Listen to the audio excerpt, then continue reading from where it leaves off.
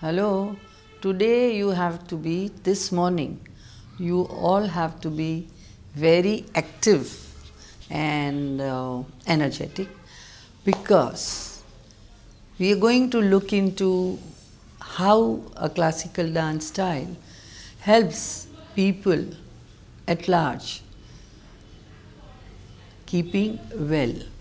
And it was understood that this is the inherent quality of any classical dance, of keeping the well-being, physicality and emotional well-being of people. So let's see how Kathak can be used for the well-being of an individual. Scholars and interdisciplinary researchers like Arpita Chatterjee have established that dance provides an active, non-competitive form of exercise that has potential positive effects on physical health as well as mental and emotional well-being of an individual. It has the potential to motivate and excite people, and it can be a way of engaging people in physical activity. Scientific research provides that in both males and females, dance practice and physical activity can have a positive effect on physical fitness, and it also increases lung function, lung capacity, flexibility and aerobic capacity. As a physical activity and a creative art form, it is believed that dance can make a significant contribution to the healthy living agenda. Dance therapy as exercise is known to increase the neurotransmitters called endorphins, which increase a state of well-being. Nowadays, in many hospitals and mental settings, it has been used as a form of therapy, not only for mental health but also for physical health as well.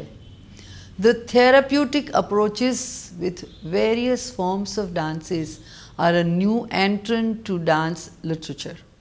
The different body movements and effects of different folk, classical and innovative dance forms are a subject of many new studies. In India today, the dancers and dance therapists are conscious about this matter, and in therapeutic sessions, they actually improvise different dance movements according to the need. Among the institutions, Srishti Institute of Dance Therapy, Bangalore, Asian Pacific Therapeutic Center and Theatre, Bhumika, Nrityanjali Dance Therapy Center, Indore, Samvad, West Bengal, Indian Spinal Injuries Center, Delhi, etc. conduct regular dance therapy workshop. Also, there is now a dance therapy association established in Delhi by Tripura Kashyap, who actually works intensively in dance therapy area. And in the first of its kind in India, Ravindra Bharati University, West Bengal has introduced dance therapy as a postgraduate course in the university level, and it is UGC approved. In recent days, Acharya Pratishthan Sharma, Vaijayanti Kashi, Tripura Kashyap, Preeti Patel, Alaknanda Roy, Sohini Chatterjee and Parul Shah and few others are working with physically and mentally challenged children, and in special cases using dance as a mode of therapy. They are constantly thriving to make them come out of their seclusion and isolation.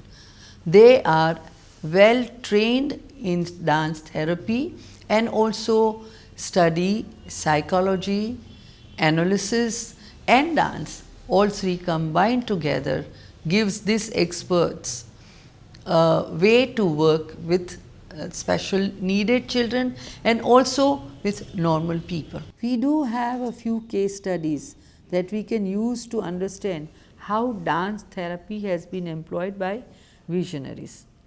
Let us take the case of Kolkata Samved, which was founded in 2004 by Ashok fellow Sohini Chakrabarti, a sociologist and a dance activist. Sohini Chakrabarti had learned classical dance but was restless for she wanted more.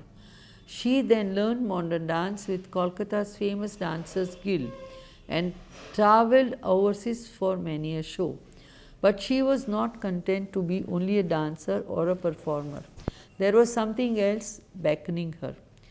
She says in 1996, I was a postgraduate student, dancer, and theatre actress. As a dancer and student of sociology, it was always in my mind, how can I bridge between dance and sociology? I was always in search of going beyond the so called dance performers.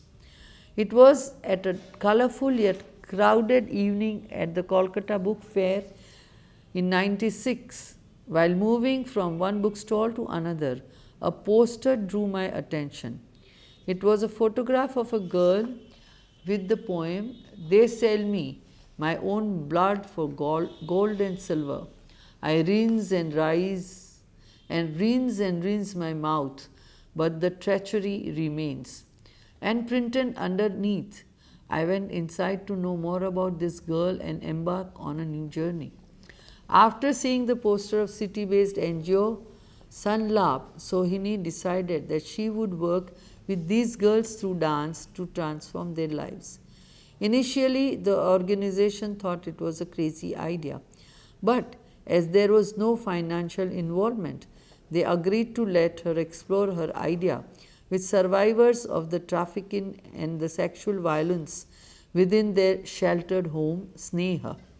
For 9 years, Sohini experimented with the breaking of the barriers of traditional dance and rehabilitation for survivors. Her experiments proved that the body movement, when used sensitively, could act as a powerful tool for psychosocial rehabilitation. This tool transforms young victims of sexual abuse from rehabilitative victims into proactive advocates. Individuals who have made peace within their violated souls and who are now ready to voice concerns as well as stand up for their rights through dance movement therapy. Sohini had always believed passionately that dance has the power to give more than just entertainment or high aesthetics performances. She started quite confidently, but practically it was very challenging. The first day was not at all communicative with the participants. At first, I was excited, she says. I had read about the victims of violence in textbooks and newspapers, but now I was going to work with them. During the first 2 weeks, I struggled to communicate. I felt very depressed.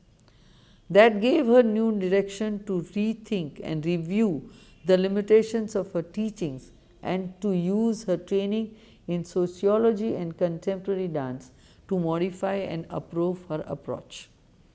In 1997, she gradually started to work movement into her teachings. This worked like magic. After 2 months, the girl started to open up and communicate, encouraging her to spend time with them. Side by side, she was driven into search to understand the depths of issues affecting trafficking victims. She found that most of these girls, children and women alike, are victims of sexual abuse and violence on a regular basis and feel guilty about their own bodies. This led to lack of this leads to lack of self-confidence and an inability to come to terms with their past. The majority continue to live in denial even after traditional forms of rehabilitation.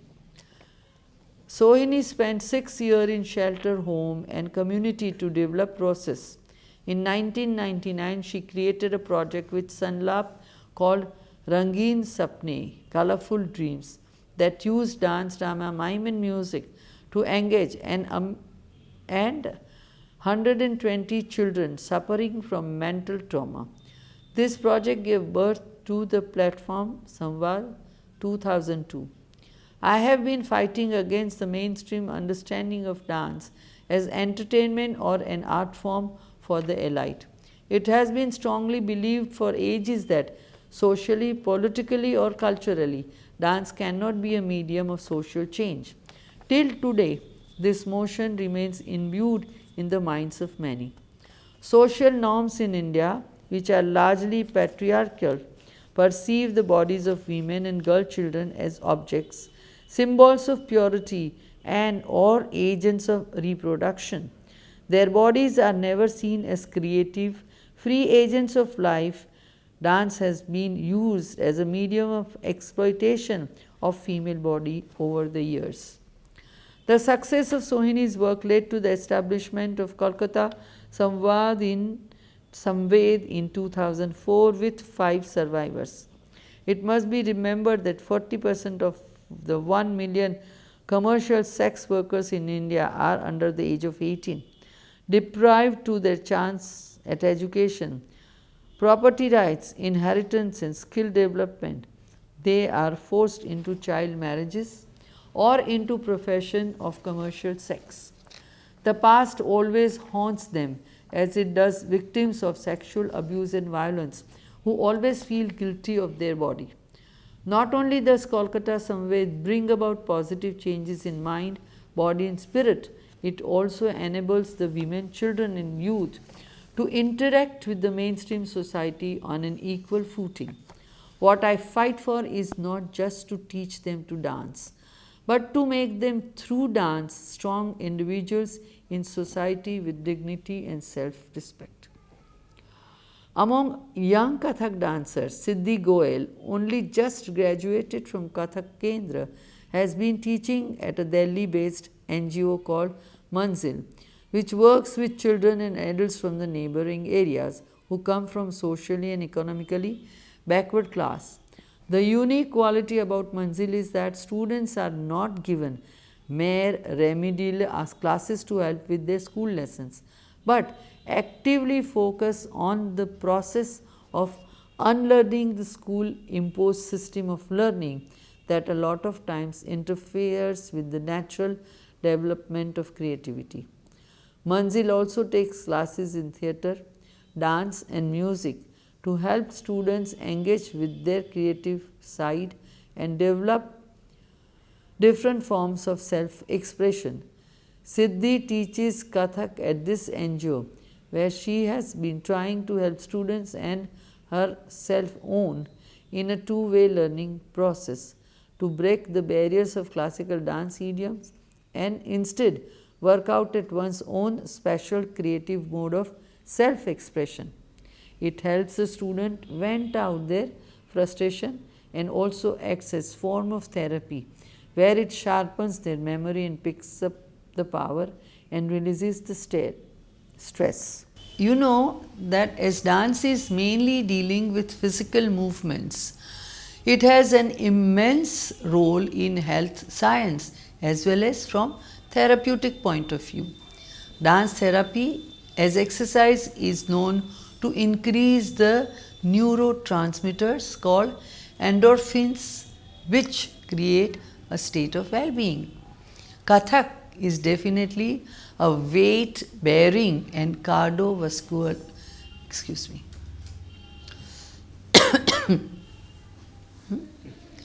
Kathak is definitely a weight-bearing and cardiovascular form of exercise.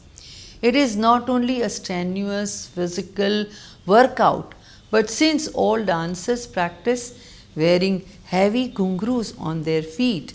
It also makes for a weight bearing exercise. The dancers wear ghungroos, bells on the ankles, they weigh between 2 to 4 pounds. Tatkar and dancing of even simple todas and tukdas end up becoming caloric busters as it is akin to resistance training. Practitioners of Kathak claim that it rejuvenates you like little else. The footwork certainly does absolute wonders for the leg muscles and helps in building a great posture. Any form of dance requires a great deal of balance, control, and flexibility. Kathak especially makes one's body seem almost fluid and helps one to achieve the perfect figure, posture, and development as all the thas, guts, nikas help gain micro control. The many hours of upright standing helps the body to develop anti-gravitational muscles like the back, abdomen and neck muscles. The baseline of the nagma ensures a subtle but natural rhythm that makes you forget the drudgery of the exercise. Every physical activity, as you know, chisels the body in a different form. Like a singer has a strong vocal cords, a drummer has strong fingers, a sprinter has well developed legs, and a tracker has strong calf muscles and shoulders. Same way, every form of dance focuses on a different set of muscles and shapes the body differently. A Kathak dancer with good technique has very well developed feet and strong limbs. Plus, since the final dance performance tells a story, Kathak dancer will spend hours mastering coordination between the facial expressions, hand and leg movements to do justice to the tale. The therapeutic approach of innovative dance can be applicable in different diseases like irritable bowel syndrome, coronary atherosclerosis, hypertension, asthma, cardiac disease, anemia, arthritis, gynecological problems, muscular cramps, diabetes, stress, and such. Those working on its therapeutic value swear that it succeeds in controlling diabetes, stress, obesity, and healing tool for patients and to improve physical and mental fitness. During the past 3 to 4 decades, the practice of dance therapy using innovative dance forms, either singly or in combination, along with some physical parameters, has been advocated to give good results not only in healthy volunteers but also in the management of various symptoms of many diseases with special reference to psychosomatic components. Kathak ranks so high when it comes to the fitness quotient that there is actually something called Kathak yoga doing the rounds. All dance in India is called yoga because after all it is meditation in motion.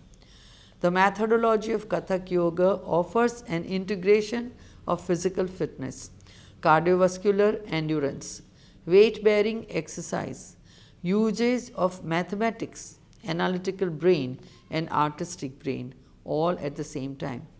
It is superior to just engaging in cardiovascular or weight bearing exercises alone. Kathak yoga is an innovation within the tradition of Kathak. It is a new concept and Pandit Chitresh Das had been experimenting and practicing it for the last decade and a half. In the Das version of Kathak yoga, the dancer moves away from the norm. Normally, a dancer dances with accompanists who play the instruments. In Kathak yoga version that he created, the dancer is empowered as she or he recites the tala, plays the tabla, and executes with precision the complicated footwork all at the same time. By ascribing such an important position to Padant, he created a different way of including pranayam as a part of the exercise element. With the multiple intelligences used to utter, play, and dance, Das created a version of a spiritual exercise which was a union of the mind, body, and soul, and hence the name Kathak Yoga. Just dancing to the percussions of a tabla is different, but picking up a 2.3 kilo dumbbell and lifting it above the head in place of Damaru Hastaka while playing the tabla is something no other dance form involves. Das would improvise and create changes. For instance, he would throw the dumbbell up on a beat and catch it on the following beat. This is difficult, but it builds tremendous endurance and stamina, and you need to possess the determination and will to achieve this. Kathak Yoga is a perfect example of mind-body coordination. It is a cardiovascular exercise which engages every cell in the body. In fact, it is not just a cardiovascular exercise, but also a breathing exercise, as it requires the dancer to concentrate and control the breathing because he or she is singing. It also involves a coordination of the left and the right brain activity, breathing, and organic mental mathematics. When you perform, you start perspiring, thus eliminating toxic out of your system. You start feeling light, and that is where the healing process begins. When you slowly begin to go into a meditative state, and yet, although it incorporates exercise, it is more dance than a workout. Kathak Yoga has been the subject of a doctoral dissertation at Harvard University by Dr. Sarah Morelli. This kind of creative use of art comes out of a complete understanding of it and a commitment of a lifelong association with the art. It has many benefits to a larger community with a reach going beyond just entertainment to life affirmation and encourages adaptation as a vocation. Delhi-based dancer Nisha Mahajan's work with the yoga is also well known. A postgraduate in physics, apart from being an exponent of Kathak, who graduated from Kathak Kendra, New Delhi, Nisha has evolved a teaching methodology specially suited to teach children studying Kathak. Her organization is called Tyag, the Yoga and Art Group. This has allowed her to create a children's repertory and has choreographed items that deal specially with the world of children. She has used the integrated approach to teach Kathak to children. This approach involves yoga, music, improvisation, and trust games to ensure all-around development of the child as an artist. These presentations have involved both the traditional repertoire as well as the education-related and value-oriented themes. Her work on yoga has resulted in her working as an yoga instructor at Kathak Kendra, New Delhi, from 1986 to 1999. Another Kathak dancer who works with children is Vashwati Mishra, renowned soloist, choreographer, and daughter-in-law of Pandit Shambhu Maharaj. She runs an institute in Delhi called Dhwani. She chose the name with great care as the meaning implied is far greater than that expressed. That is what Kathak in particular and dance has been to her. For her entire life has been, by her own acknowledgement, my language, friend, identity, reflection, strength, medium, and my consciousness. Conceived initially as a vehicle for her own creative work, Dhwani grew and took life of its own. One of the most soul-satisfying aspects of Dhwani's work has been Dhwani Zarurat, which is a performing arts school for lesser privileged children in Delhi. It is the only academic school for underprivileged children in Delhi that follows the art in education approach. Founded in 2003, the school is located in Kanpur extension of South Delhi and is attended by 100 students aged 6 to 18. The children all come from the adjoining slums, from the homes of rickshaw pullers, domestic staff, unemployed poor people, and construction workers. The students are taught by a staff of 14 highly qualified, dedicated performing arts and academic teachers. The school provides free basic academic education up to 10th standard, books, uniforms, food, transport, medical checkups, and hostel facility. One of the major aims of Zarurat has been to hone the talents and skills of its pupils so that upon completion of their education, they are in position to enter the marketplace and convert their creative skills into generating an income for themselves. Zarurat enabled their students to achieve cultural literacy, thus providing not only tools for self-expression but also equipping them for a career within arts as performers, practitioners, or teachers. The children have taken into training offered to them with great enthusiasm, and some extraordinarily talented children have been discovered.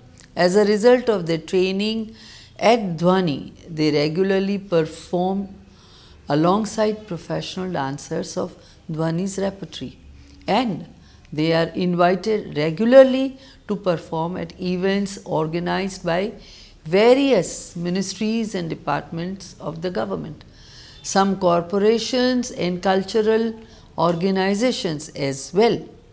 There are plans to create performing arts repertory specifically composed of performers from Zarurat. Kathak dancers often get so much experience in promoting their career in innovative manners and creative ways that they often can set up shop of presenting cultural programs for travel and tourism events, conferences and occasions. Many have made it a part of their diversified portfolio. Of course, all legal compliances are necessary.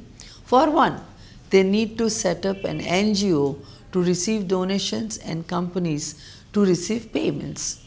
The tax regime of the country is getting stronger and less tolerant of any fudging accounts, and so separate accounts for both money received entities have to be maintained with complete transparency.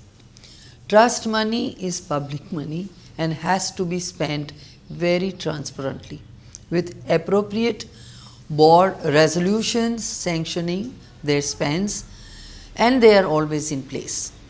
Taxes have to be deducted and deposited. The responsibility increases if FCRA or foreign donations are involved, and therefore it is recommended that advice from a chartered accountant is taken at every step. Thus, Kathak serves not just a livelihood function that gives artistic satisfaction, but it has the potential of becoming a nation building and social upliftment tool. It is an unusual calling that allows you to be both the Buddha and the Bodhisattva. How true. Thank you. So you are inspired today and will go into making yourself well-being, learning and performing dance, and dividing and spreading that to others as well. Bye-bye.